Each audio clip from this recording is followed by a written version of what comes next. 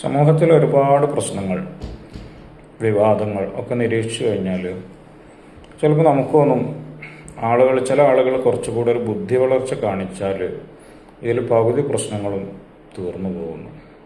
പ്രത്യേകിച്ച് ഈ വിതഴികളൊക്കെ ഉണ്ടാക്കുന്ന പ്രശ്നങ്ങൾ ശരിക്കും നിരീക്ഷിച്ചാൽ നമുക്ക് അങ്ങനെ തോന്നും. ഇപ്പോൾ നമ്മളൊരു ചെറിയ കുട്ടിനോട്, ഒരു 3 വയസ്സോ 4 വയസ്സോ ഉള്ള ഒരു കുട്ടിനോട്, ആ കുട്ടിക്ക് ഫോണിലോ മറ്റോ ഒന്നും കടുവനെ പുലിനെ ഒന്നും കണ്ടു പരിചയമില്ല എന്ന് സങ്കല്പിക്കുക. ആ കുട്ടീനോട് നമ്മൾ പുറത്തിറങ്ങിയപ്പോൾ എന്തോ ഒരു ജീവനെ ചൂണ്ടിക്കാണിച്ചെടുത്തിട്ട് അത് പുലിയാണ്, അല്ലെങ്കിൽ ഒരാളെ ചൂണ്ടിക്കാണിച്ചെടുത്തിട്ട് അത് പുലിയാണെന്ന് പറഞ്ഞാൽ, അയാൾ പുലിയാണെന്ന് പറഞ്ഞാൽ കുട്ടികളത് അങ്ങനെ തന്നെ അങ്ങ് മനസ്സിലാക്കും. അല്ലാണ്ട് ചെറിയ മക്കൾക്ക് ഈ ഉപമയും അലങ്കാരവും ഒന്നും മനസ്സിലാക്കാനുള്ള ശേഷിയില്ല. അയാൾ പുലിയെപ്പോലെ ധീരനാണെന്നോ ഒന്നും മനസ്സിലാക്കാനുള്ള ശേഷി ഉണ്ടാവില്ല. അവരെന്താണോ വാക്കിൽ പറഞ്ഞത് ആ വാക്ക് പച്ചയായിട്ട് അത് മാത്രം മനസ്സിലാക്കും. അതുകൊണ്ട് തന്നെ ചെറിയ മക്കളോട് നമുക്കങ്ങനെ കൂടുതൽ അലങ്കാര ഉപമയും കവിതയും കാൽപ്പനികതയൊന്നും പറയാൻ പറ്റില്ല. ഇത് ചെറിയ മക്കൾ മാത്രമല്ല, ഇനി തടിയൊക്കെ നന്നായി വലുതായിട്ടുണ്ട്, 10, 30, 40, 50, 70 വയസ്സായിട്ടുണ്ടെങ്കിൽ പോലും ബുദ്ധി വളർച്ച കുട്ടിൻ്റെ ആണെങ്കിൽ അപ്പോഴും നമുക്ക് ആ മന്ദബുദ്ധിയായ ആളോട് ഉപമ അലങ്കാരത്തും പറയാൻ പറ്റില്ല. ഞങ്ങൾ മന്ദബുദ്ധികളോട്, അങ്ങനെയുള്ള ആളുകളുണ്ടെങ്കിൽ അവരോട് ആലങ്കാരികമായി സംസാരിച്ചു നോക്കി. അപ്പോൾ അലങ്കാരവും ഉപമയും വാക്കുകളുടെ വ്യത്യസ്ത സാഹചര്യങ്ങളിലുള്ള അർത്ഥമൊക്കെ മനസ്സിലാവുക എന്ന് പറഞ്ഞാൽ ലേശൊരു ബുദ്ധി ആവശ്യമുള്ള സംഗതി. എത്രത്തോളം കൂടുതൽ ക്യുക്കായിട്ടുള്ള നല്ല മൂർച്ചയുള്ള ബുദ്ധി ഉണ്ടോ അത്രയും അത്തരം പ്രയോഗങ്ങൾ നടത്താനും കാര്യങ്ങളെ കൂടുതൽ കോംപ്രിഹെൻസീവായി പൂർണ്ണാർത്ഥത്തിൽ മനസ്സിലാക്കാനും കഴിയും. ചില ആളുകൾക്ക് സ്വതവേ ബുദ്ധി കുറവായിരിക്കാം, അല്ലെങ്കിൽ ചില പ്രത്യേക മുൻധാരണകൾ കൊണ്ടോ ആശയങ്ങൾ കൊണ്ടോ അല്ലെങ്കിൽ ചില വികാരങ്ങൾ കൊണ്ടോ ഇത്തരം ബുദ്ധി കുറവ് സംഭവിച്ചു പോകണമായിരിക്കും. ഇപ്പോൾ കേരളത്തിലിപ്പോൾ ബഹുമാനപ്പെട്ട സുൽത്താനുൽ ഉലമയുടെ ഒരു പ്രസ്താവനയായിട്ട് ബന്ധപ്പെട്ട് നടന്ന വിവാദത്തിലും ഈ പ്രശ്നം നമുക്ക് കാണാം. അല്ലെങ്കിൽ കാലങ്ങളായി കേരളത്തിലുള്ള പലതരം വിധേയകൾ, പ്രത്യേകിച്ച് വഹാബികളൊക്കെ ദീനിനകത്തുണ്ടാക്കുന്ന പല പ്രശ്നങ്ങളിലും ഇത് നമുക്ക് കാണാൻ പറ്റും. വളരെ അടിസ്ഥാനപരമായ അള്ളാഹുവിനെ കുറിച്ചുള്ള വിശ്വാസത്തിൽ പോലും വാക്കുകളുടെ യഥാർത്ഥ അർത്ഥം മനസ്സിലാക്കാൻ കഴിയാത്തതുകൊണ്ട്, നേരെ പറഞ്ഞതങ്ങ് മനസ്സിലാക്കുക എന്നുള്ളതുകൊണ്ടുണ്ടാകുന്ന ഈ ബുദ്ധിക്കുറവുകൊണ്ടുണ്ടാകുന്ന പ്രശ്നം ഭീകരമായിട്ട് നമുക്ക് കാണാം. അതുകൊണ്ടാണ് അള്ളാഹുവിൻ്റെ കൈ എന്ന് വാക്കർത്ഥത്തിൽ വരാവുന്ന ഒരു പ്രയോഗം കണ്ടാൽ ഈ ബുദ്ധി പറഞ്ഞ വഹാബികളെ മനസ്സിലാക്കും ഇത് അള്ളാഹ്ക്ക് കൈയുണ്ട് എന്നാണ് പറയുന്നത്. എന്താണ് അതിൻ്റെ അർത്ഥമെന്നോ എൻ്റെ ആലങ്കാരിക അർത്ഥമോ അവർക്ക് മനസ്സിലാവില്ല. നമ്മൾ പറഞ്ഞു കൊടുത്താൽ നിങ്ങൾ വ്യാഖ്യാനിച്ച് പിന്നെ വിശദീകരിച്ചടങ്ങാറാവുമെന്നും പറയും. അപ്പോൾ ഈ ബുദ്ധി കുറവുള്ളവരോട് നമുക്ക് വിശദീകരിക്കാനും പറ്റില്ല, അലങ്കാരം പറയാനും പറ്റില്ല. അവർക്ക് ആ കേട്ടതേ മനസ്സിലാവുള്ളൂ എന്നർത്ഥം. അതുകൊണ്ടാണ് വഹാബികളുടെ ദൈവം ഇപ്പോഴും ആകാശത്തേക്ക് ഇറങ്ങുകയും കയറുകയും തുടങ്ങിയിട്ട് ഒരുപാട് പിന്നെ ഈ പറഞ്ഞ അലങ്കാരികാർത്ഥങ്ങൾ മനസ്സിലാകാത്തതുകൊണ്ടുള്ള വിശേഷണങ്ങളുള്ള ഒരവസ്ഥ ആയത്. ഇതേ പ്രശ്നം തന്നെ നമുക്ക് ഈ യുക്തിവാദികൾ എന്ന് പറയപ്പെടുന്ന രവിചന്ദ്രാദി ടീമുകളിലും കാണാം. അവർക്കും ഈ ഫിലോസഫി, കവിത, അതുപോലെ അലങ്കാരങ്ങൾ, ഇത്തരം ഭാഷ ഇതിനോടൊന്നും താല്പര്യമില്ല. നിങ്ങൾ അവരെ സംസാരങ്ങൾ ശരി സൂക്ഷ്മമായി നോക്കിയാൽ പലപ്പോഴും കാണാൻ പറ്റും. അവർക്കും താല്പര്യം ഈ ഉണ്ടല്ലോ നേർക്കുനേരങ്ങ് പറഞ്ഞു പോണ കാര്യങ്ങളിൽ മാത്രം. അത്രേ അവർക്ക് മനസ്സിലാക്കാൻ കഴിയുള്ളൂ. നമ്മൾ അവരെ കുറ്റം പറഞ്ഞിട്ട് കാര്യമില്ല, ഓരോരുത്തരുടെ നിലവാരം അനുസരിച്ചല്ലേ ഓരോരുത്തർക്ക് മനസ്സിലാക്കാൻ പറ്റുള്ളൂ. ഇപ്പോൾ ഉണ്ടായ വിഷയവും അതിൻ്റെ അലലുകൾ അടങ്ങാനായി നമ്മൾ കരുതിയാലും ചിലയിടത്തൊക്കെ ഇപ്പോഴും ഇങ്ങനെ മരം പെയ്തുകൊണ്ടിരിക്കുന്നുണ്ട്. എന്താ ഇപ്പോൾ സംഭവിച്ചത്? എന്തിനാ ഉസ്താദ് ഡൽഹി പോയത്? അത് കുറച്ച് ദിവസം മുമ്പ് ബഹുമാനപ്പെട്ട ഹക്കീം അസീർ ഉസ്താദ് സമസ്ത വിളംബര സമ്മേളനത്തിൻ്റെ അന്ന് സൂചിപ്പിക്കുകയും ചെയ്തിട്ടുണ്ട്. UP-യിലൊക്കെ ഉള്ള പല മുസ്ലിം നേതാക്കളും വന്ന് അവിടുത്തെ മുസ്ലിങ്ങൾ അനുഭവിക്കുന്ന പ്രയാസങ്ങൾ, നമ്മുടെ സ്ഥാപനങ്ങളും ദീനീ സംവിധാനങ്ങളും അനുഭവിക്കുന്ന പ്രയാസങ്ങളൊക്കെ പറഞ്ഞ് ഗ്രാൻഡ് മുഫ്തി എന്നുള്ള നിലക്ക് ഇന്ത്യയിലെ ഏറ്റവും തലയെടുപ്പുള്ളൊരു നേതാവ്, സ്വീകാര്യനായ ഒരു നേതാവ് എന്നുള്ള നിലക്ക് ഉസ്താദ് ഇതിൽ എന്തെങ്കിലും പരിഹാരം ഉണ്ടാക്കിത്തരാൻ ഉസ്താദിന് കഴിയോ എന്നുള്ള ഒരു റിക്വസ്റ്റുമായിട്ട് വന്ന കാര്യം ഉസ്താദ് പറഞ്ഞിരുന്നു. അപ്പോൾ അതടക്കമുള്ള വിഷയങ്ങൾ വെച്ചിട്ട് വിളംബര സമ്മേളനം കഴിഞ്ഞ ഉടനെ റെസ്റ്റ് എടുക്കാണ്ട് ബഹുമാനപ്പെട്ട ഉസ്താദ് പ്രധാനമന്ത്രിയോട് മീറ്റ് ചെയ്യുമ്പോൾ എന്തിനാ പോയത്? പ്രശ്നങ്ങൾ പറയാൻ. പ്രശ്നങ്ങൾ സ്വന്തമായിട്ട് പറയാൻ മാത്രമല്ല, UP അടക്കമുള്ള സ്റ്റേറ്റുകളിലെ മുസ്ലിം നേതാക്കൾ വന്നു പറഞ്ഞ പ്രശ്നങ്ങൾ കൂടെ ഉന്നയിക്കാൻ. അങ്ങനെ പോയിട്ട് നീണ്ട ഒരു ലിസ്റ്റ് ഓഫ് പ്രോബ്ലംസ് ഉസ്താദ് അവരോട് പ്രധാനമന്ത്രിയോട് ഏതാണ്ട് അരമണിക്കൂറോളം വെച്ച ചർച്ചയിൽ ഉന്നയിക്കുന്നുണ്ട്. ആ കാര്യങ്ങൾ വാർത്താക്കുറിപ്പായിട്ടും മറ്റൊക്കെ വന്നിട്ടുണ്ട്.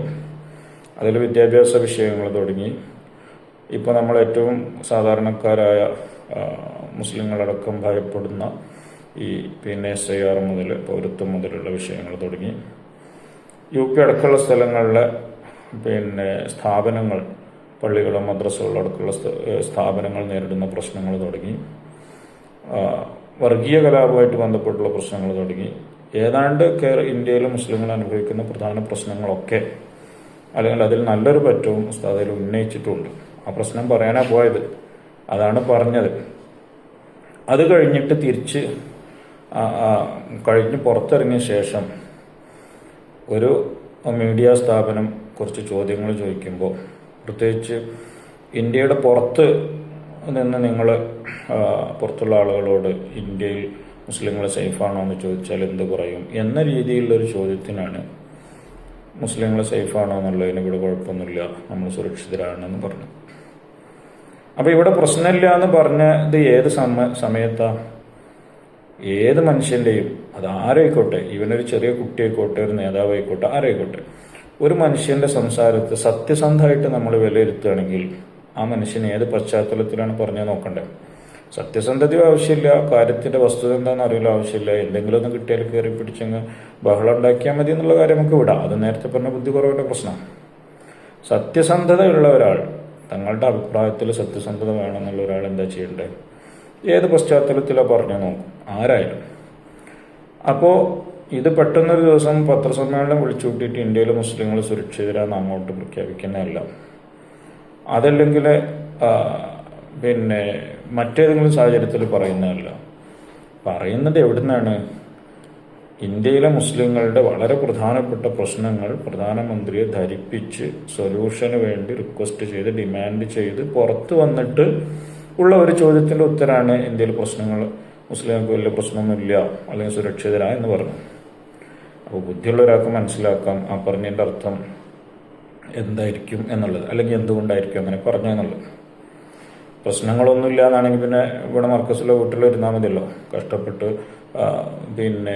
നോർത്ത് പോയി, ഡൽഹിയിൽ പോയി ഈ ഇത്രയും പ്രായത്തിൽ സാധാരണ അടുത്തറിയുന്നവർക്ക് അറ്റ്ലീസ്റ്റ് കാണുന്നവർക്കെങ്കിലും അറിയാം ഇപ്പോൾ അവരെ കണ്ടീഷൻ എന്താണെന്നുള്ളത്. ശരീരത്തിലും കാലിലൊക്കെ നീര് വന്ന് വീർത്തി പ്രയാസപ്പെട്ട് എവിടെയെങ്കിലുമൊക്കെ റെസ്റ്റ് എടുക്കേണ്ട ഒരു സമയത്ത് അതൊരു സമ്മേളനത്തിൻ്റെ ഇത് കഴിഞ്ഞ് പിറ്റേന്ന് തന്നെ ഡൽഹി പോകേണ്ട ഒരു ആവശ്യമില്ലല്ലോ. പ്രശ്നങ്ങളൊന്നും ഇല്ലെങ്കിൽ പോയത് എന്തിനാ? പ്രശ്നങ്ങൾ പറയാൻ. പോയി വരുമ്പോഴാണ് എന്താ മുസ്ലിങ്ങളുടെ അവസ്ഥ വെച്ചാൽ ഞങ്ങൾക്ക് പ്രശ്നമൊന്നുമില്ല എന്ന് പറഞ്ഞു. അപ്പോൾ ആ പറഞ്ഞതിൻ്റെ അർത്ഥം എന്താണെന്നുള്ളത് ബുദ്ധിയുള്ളവർക്കൊക്കെ മനസ്സിലാക്കാൻ പറ്റും. പക്ഷെ നേരത്തെ പറഞ്ഞ ബുദ്ധി കുറവുള്ളവരെ സംബന്ധിച്ചാണെങ്കിൽ അവർക്ക് പ്രശ്നമില്ല എന്ന് പറഞ്ഞാൽ ഒരൊറ്റ മനസ്സിലാക്കലേ ഉള്ളൂ, പ്രശ്നമില്ല. ഇവരോടിപ്പോൾ നമ്മൾ ഒരു ആരെങ്കിലുമൊക്കെ ഒരു മരിച്ച വീട്ടുന്നോ, ഈവൻ നമ്മളിപ്പോൾ ചിലപ്പോൾ ഒരു മരണാനന്തരം ഇപ്പോൾ ഒരാളുടെ ഉപ്പയോ അല്ലെങ്കിൽ വേണ്ട ഒരു ദുരന്തം ഉണ്ടായി മരിച്ച ഒരാളെ സങ്കല്പിക്കാം. ഒരാളുടെ മക്കളോ അല്ലെങ്കിൽ ആരും ദുരന്തം ഉണ്ടായി മരിച്ചിട്ട് രണ്ടാമത്തെ മൂന്നാമത്തെ ദിവസം നമ്മളയാളെ വീട്ടിൽ പോയി അയാളെ ആശ്വസിപ്പിക്കാനും തഴസിയത്ത് ചെയ്യാനാണ് പോണം. അപ്പോൾ ചിലപ്പോൾ ഒരു ഔപചാരികതൻ്റെ ഭാഗമായിട്ട് നമ്മൾ ചെല്ലുമ്പോഴോ പോരുമ്പോഴോ എപ്പോഴും ചോദിക്കും എന്താ വിശേഷമൊക്കെ റാഹത്തല്ലേ എന്ന് ചോദിക്കും. അപ്പോൾ അയാളെ കുഴപ്പമൊന്നുമില്ല റാഹത്താണെന്ന് പറഞ്ഞാൽ കണ്ടോ, ഇത്രയും ദാരുണമായൊരു സംഭവം നടന്നിട്ട് അയാൾക്ക് റാഹത്തത്ര, അയാൾക്ക് സുഖാത്ര, സന്തോഷത്ര എന്ന് പറഞ്ഞ് ആരെങ്കിലും വിവാദം ഉണ്ടാക്കും. ആര്? സുഖാണെന്ന് പറഞ്ഞാൽ അതിന് ഒരർത്ഥം മാത്രം മനസ്സിലാകുന്ന ആൾക്കാർ പ്രശ്നം ഉണ്ടാക്കും. അല്ലാത്ത ആരെങ്കിലും അത് ആ അർത്ഥത്തിലെടുക്കുമോ? അങ്ങനെ നമുക്ക് എന്തെങ്കിലും പറയാൻ പറ്റുമോ?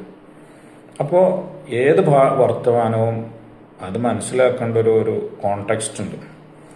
അത് മനസ്സിലാക്കാതെ അങ്ങോട്ട് കേൾക്കുമ്പോഴേക്ക് ബഹളം ഉണ്ടാക്കുക അല്ലെങ്കിൽ കേട്ട ഒരൊറ്റ അർത്ഥത്തിൽ എടുക്കുക എന്നുള്ളത് ബുദ്ധി കുറഞ്ഞവരുടെ ഒരു പ്രശ്നമാണ്.